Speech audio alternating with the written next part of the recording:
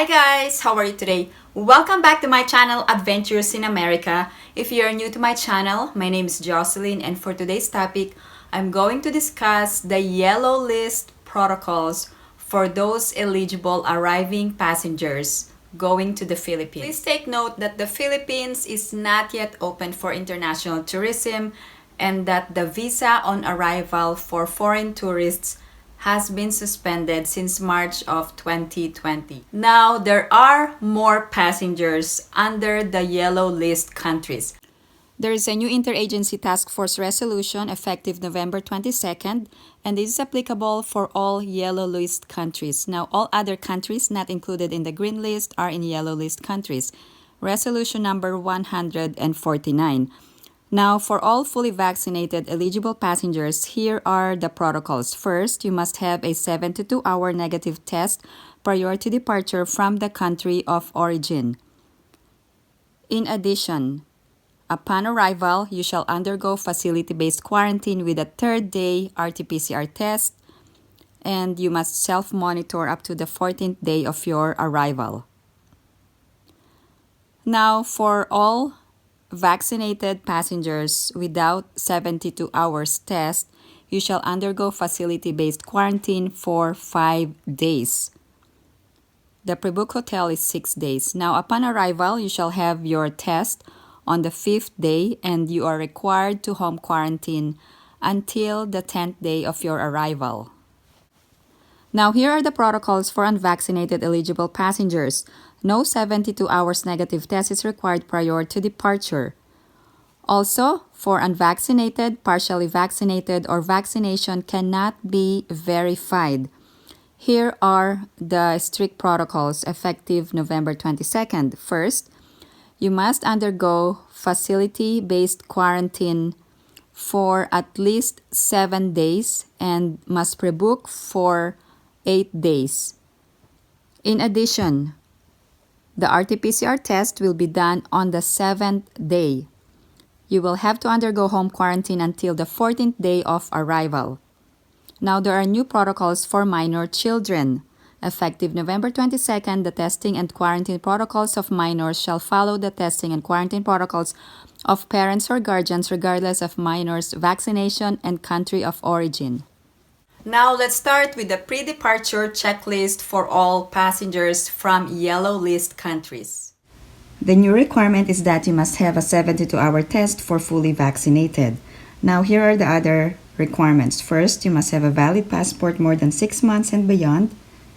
Second, you must have a proof of vaccination for shorter quarantine. Also, Onehealthpass registration 24 hours before boarding. And the other requirements are, first, you must have an accredited hotel booking for 8 days for unvaccinated and 3 days for vaccinated. Also, must register for Traze App for contact tracing. You must also wear a face mask and a face shield, and registration to ECIF for COVID testing. And for foreign nationals, must have visa. I'm also going to provide the procedures when you arrive at the airport and what to expect when you arrive at your quarantine hotel. Here are the steps prior to departure. The first step is to register or fill out the Onehealthpass registration a few days before travel and get the transaction number. For step 2, you must pre-book a hotel for non-overseas Filipino workers and foreign nationals.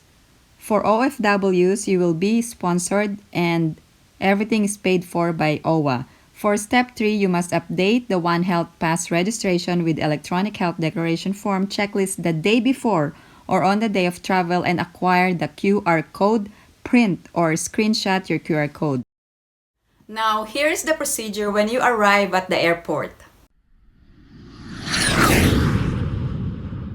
Of course, the first step is to present your Onehealthpass QR code to the Bureau of Quarantine personnel for verification and apply for shortened quarantine hotel if applicable. Step 2 is to present the Onehealthpass for arrival and hotel assignment. Now, step 3 is you needed to proceed to the Bureau of Immigration for arrival clearance, baggage claim, and customs inspection. Step 4 is to take the accredited transport service for all non-overseas Filipino workers and foreigners or foreign nationals, and no private vehicles will be allowed to take you at the quarantine facility hotel. Now, here are the immigration entry requirements for all passengers. Filipinos have the right to travel. You needed to present your proof of Filipino citizenship, such as a Philippine passport. However, there are Filipinos whose passport has been lost, damaged, or expired. There is actually a relief or a remedy, so Filipinos without Philippine passport can travel to the Philippines by obtaining a travel document from Philippine Consulate abroad for emergency use. Please remember that this travel document is only allowed for applicants who cannot be issued a Philippine passport and have an emergency travel to the Philippines, such as due to medical or legal reasons or death in the family. This is only a one-time use travel document, and it's only good for 30 days from its issuance.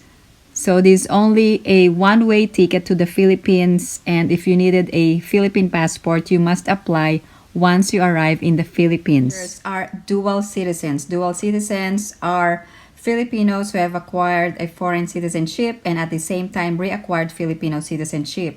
You actually have two options. If you don't have your Philippine passport, you can present your dual citizenship documents. Balikbayan visa can be availed upon arrival in the Philippines. In addition, Balikbayan visa is free. You must proceed to Filipino lane upon arrival.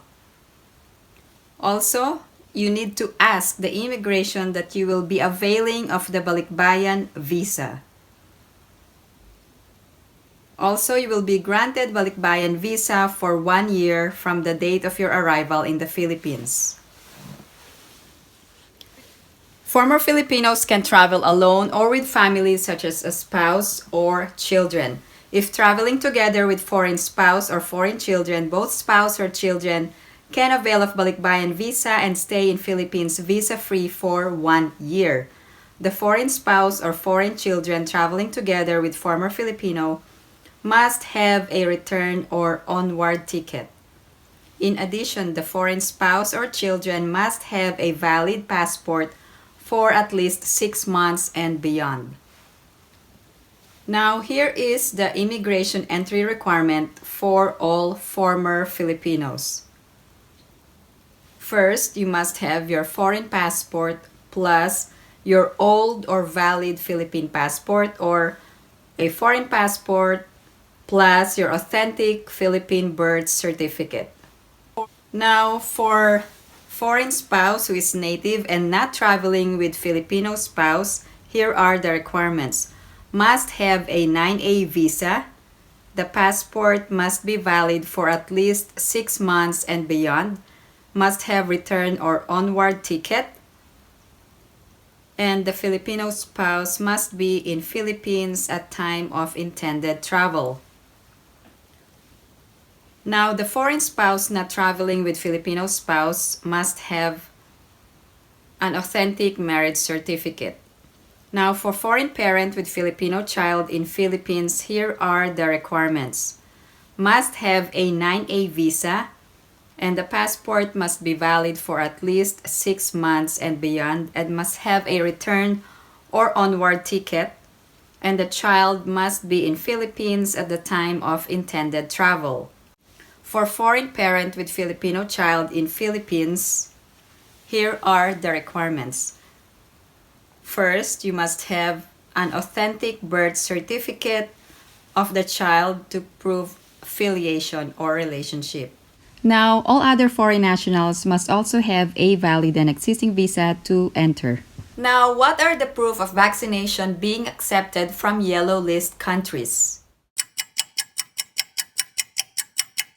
For overseas Filipino workers and their spouse, parents, or children traveling with them vaccinated in the Philippines or abroad, the proof of vaccination that will be acceptable will be the digital or physical vaccination certificate of the foreign government where they were vaccinated without the need for the reciprocity agreement.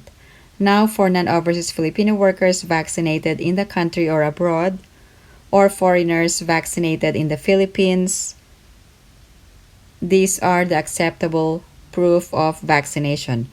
VaxCert Digital Vaccination Certificate or Bureau of Quarantine World Health Organization issued ICV, or the national or state digital certificate of the foreign government where they were vaccinated, which has accepted VaxCert under a reciprocal agreement. Now, for foreign nationals vaccinated abroad, World Health Organization issued ICV or national or state digital certificate of the foreign government which has accepted VaxCert PH under a reciprocity agreement. Thank you guys for tuning into my channel, and if you haven't liked this video, please give it a big thumbs up.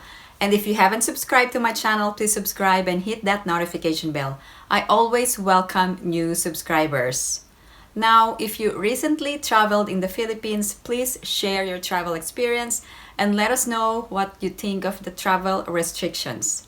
Now, if you have any other questions or comments, please post them down below and I will get back to you as soon as I can.